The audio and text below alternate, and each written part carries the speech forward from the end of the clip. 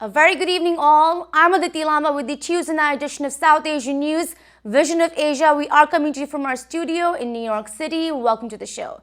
Let's begin the episode taking a look at the coronavirus pandemic and its impact.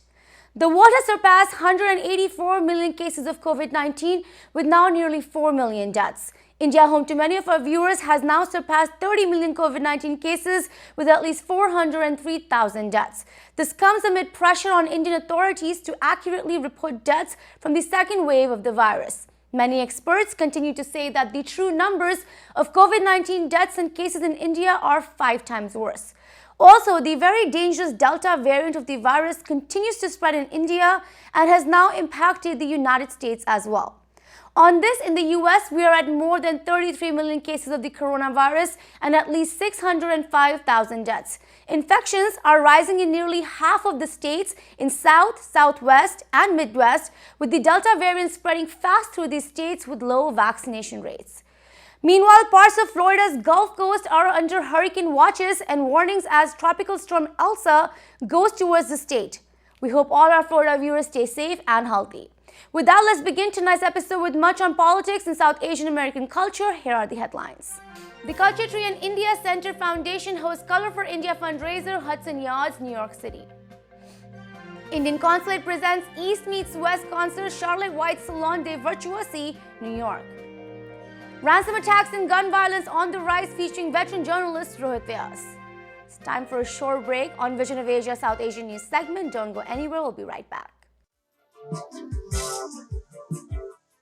Welcome back. I'm Aditi Lama and this is Vision of Asia, Tuesday night episode of South Asian News. In politics and more, between 800 and 1,500 businesses have been affected by a ransomware attack centered on US information technology firm Cassia. This topic of ransom payments has become increasingly disruptive as well as lucrative. This is being linked to ransomware gang operating out of Eastern Europe or Russia. The White House on this has said that it is checking to see whether there was a national risk posed by the ransomware outbreak. Meanwhile, gun violence in the United States has become a real concern for the Biden administration with calls for gun reform laws. On this, just this past 4th of July weekend, we saw 150 people killed by gun violence in more than 400 shootings across the nation. Many major cities such as New York City and Chicago and more are now currently struggling to tackle this rise in gun violence.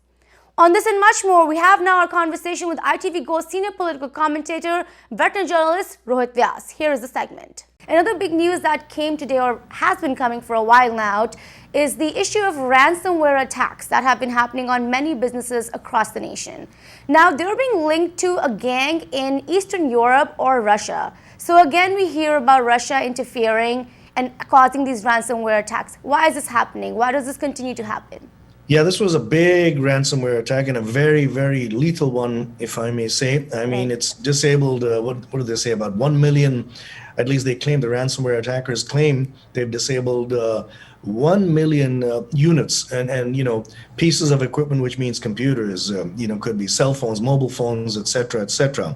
And they struck a nerve here because they hit one of the big companies that deals with several other companies around the globe that administer your internet service, okay? That administer your service. Right. So you've actually got thousands of businesses that have been affected by this ransomware attack. Now, what they've confirmed today is it did emanate from a criminal syndicate in Russia, not necessarily the Russian state. What President Joe Biden had done 3 weeks ago when he met with Vladimir Putin was to ask him to take firm action against anyone that indulges in ransomware emanating from Russian soil. And what we got was sort of a lukewarm response, but one that perhaps was reasonable as well in these type of negotiations, that, okay, maybe we'll do that. I think now the pressure is going to be on Joe Biden again to make this a very, very firm pushback against Russia, telling them, look, you guys are responsible for this, or at least handling this. Please do so immediately. The pressure is on President Joe Biden. This was a serious attack. This should wake up the entire world to the world of cyberspace. This should also alert everybody, you and me included, to be very, very careful what we put online about ourselves, any personal information, etc., etc. This is proof right here that things could be compromised, and your own, privacy could be compromised in a very, very meaningful way, in a very dangerous way. In fact, I think cybercrime is worse in many ways than all types of other crimes at the rate it's going right now. This is what, the third or fourth major international attack, right? And this is something very serious. Yes, and it continues to be an issue. I really hope they can find what to do with this. Another big issue that has come into attention, and again continues to be in attention, is gun violence. So here are the numbers. I have 150 killed in 400 shootings on 4th of July, the weekend that just passed. I have seen another information that said New York has spiked 40% in its crime since 2020. We're seeing it across major cities in the country, such as Chicago, such as Texas, and other places. What needs to be done in this situation, and who is responsible as a responsible party in this situation?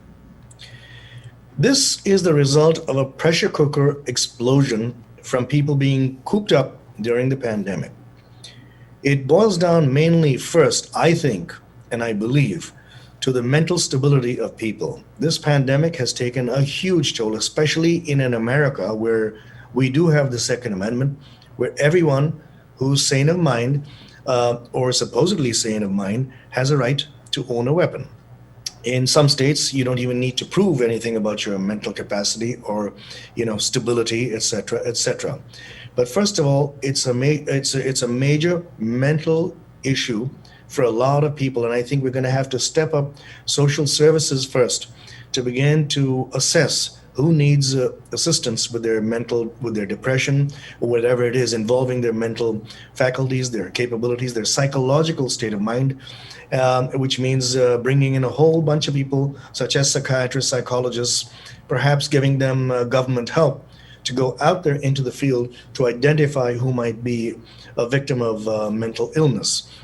Then comes the question of weapons and guns. How do you get them out of the hands of people? Now, those who've acquired them legally, there's no way you're going to do that. That's why I talked about the mental situation first, where we're going to have to deal with this crisis. Cities like, again, also another factor is this whole movement that came in the last couple of years to defund the police, etc., has demoralized the police forces around the country in Republican and Democratic states. Police are afraid in many states now to go out there and confront anyone. I know some towns in the state of New Jersey and in New York State, both are not giving priority to controlling speeders on the highways, for instance. And the reason for that is they don't want, now these are my sources telling me this in law enforcement, the reason they don't want to do it, they don't want to confront someone who might turn violent, and then police in turn have to use some form of or method of violence to suppress any attack from the would-be perpetrator, all right? And so they've decided, and this is unofficial, they've decided we're not going to be taking action and going for speeders, for instance. I'm giving you one example. And they don't want to touch it. New York City is another story. New York City has always had a number of people who have roamed around on the subways, on the streets of the city at all hours, who needed mental help immediately. They needed psychiatric help. And that's a decades-old problem. I've seen that in the 70s, 80s, 90s, and going on to now, to today. But it's the demoralization I see here of the police forces. If they get the resources, if they get the support of the public, and that's why I refer back to my suggestion that there be community interactions now with the police department, there be community committees that are formed, and counsel the police themselves, work with the police to go out there and identify who's doing what. I gave you in the last conversation, we had the example of Camden in New Jersey, which was an extremely violent city, which is now one of the most peaceful cities. And that's because the police department was altogether revamped. First of all, dismissed, the entire force was gone. There was a brand new force built from scratch. And their program is to be part of the community, to let the people know that we in blue are yours. We're not somebody else's.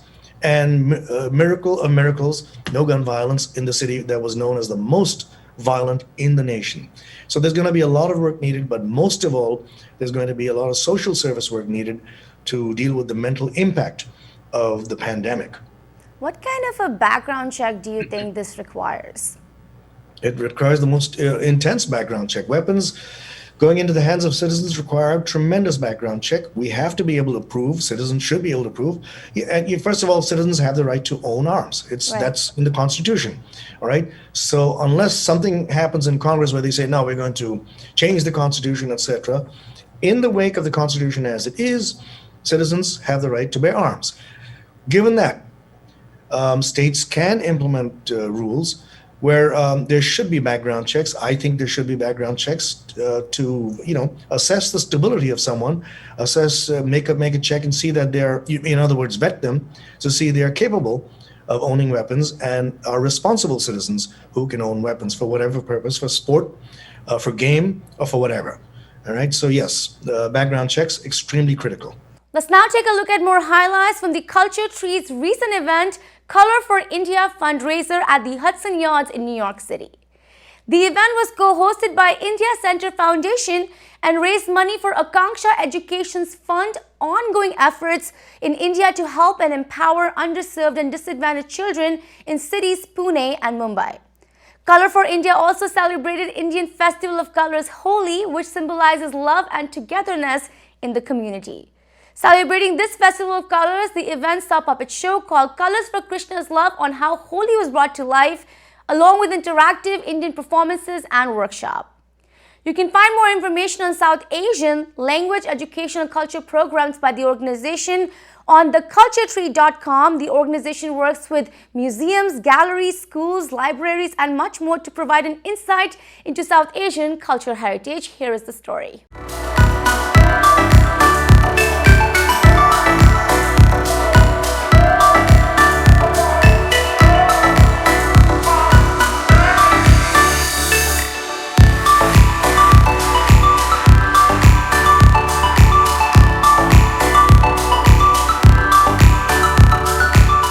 Everyone, my name is Anu Sehgal and I am the founder of the Culture Tree, which is a global organization that does cultural literacy and language education focused on South Asia.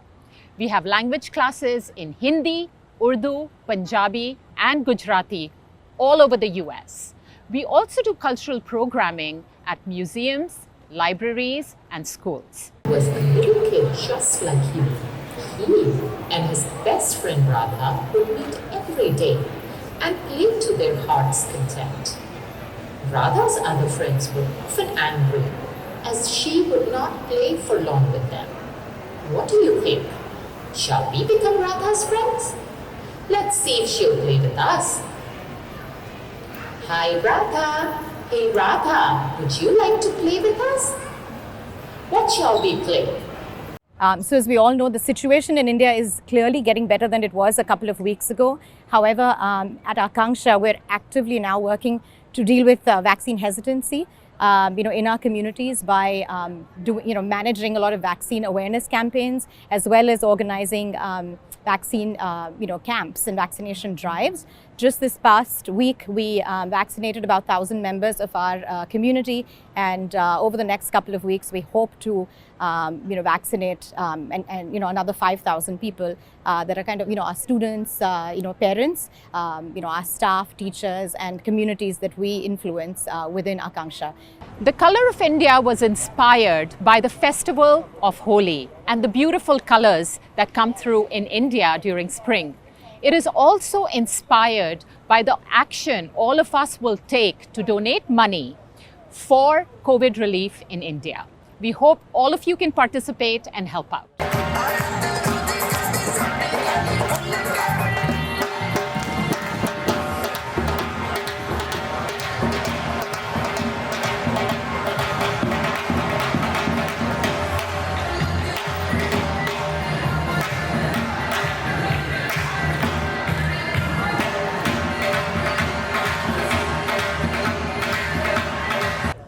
to celebrate Color for India, which is a fundraiser for COVID relief in India.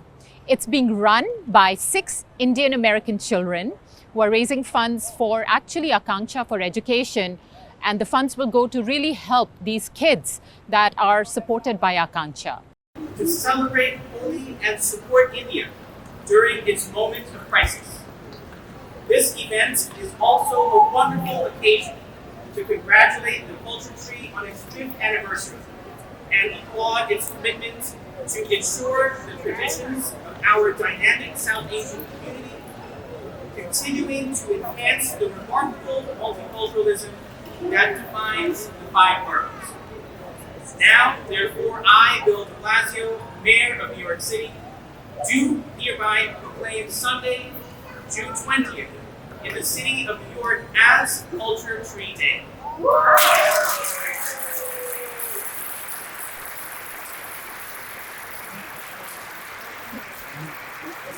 The other important thing that has happened is schools have started on June 15th, and previously we thought that we might be able to start in person several months ago. However, that is clearly not happening, and our schools are going to have to continue virtually. So we're doing everything we can to ensure that learning from home continues effectively, and so we're getting virtual learning in place. We're getting tablets to our younger children that are studying in this in our Akanksha schools as well. Let's play catch. Radha! Radha! Radha!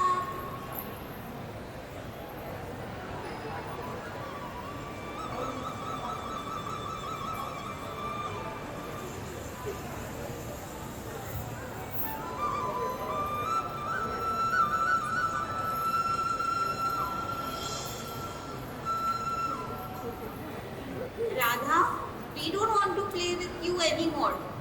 You just like playing with Krishna. So at this point in India, a couple of things that we need in a significant way, of course, there's 4 things we're focusing on: vaccination drives. We are also working towards getting digital tablets for our students. We're supporting them with mental health needs through grief counseling, and also providing ration kits and support that families need through for livelihood losses that they have experienced.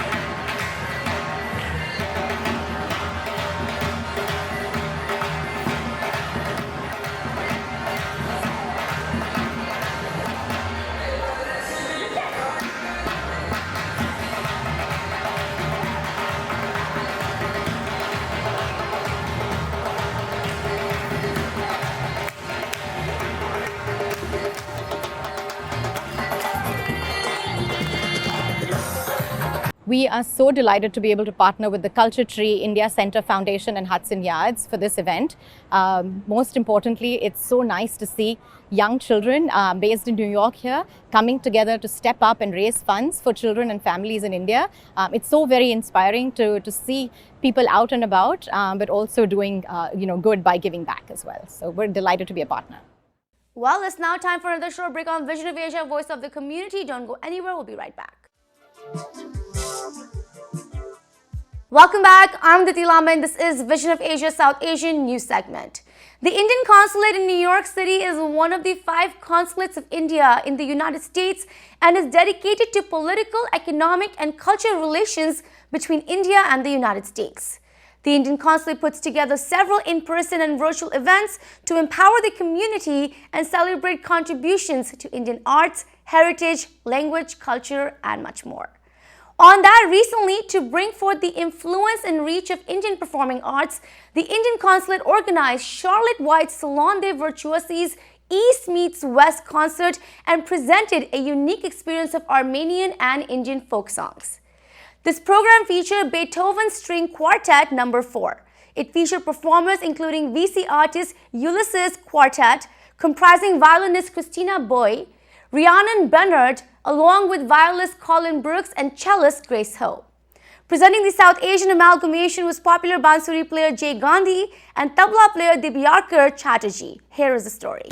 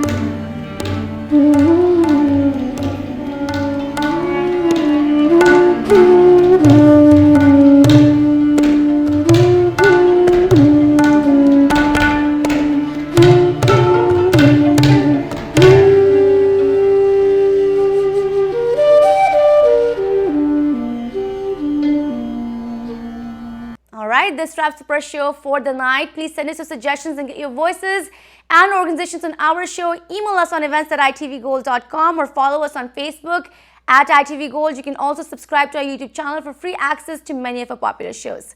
Thank you for joining us tonight from Queens, New York. This is Vision of Asia, and I am Aditi Lamba. Take care and be well.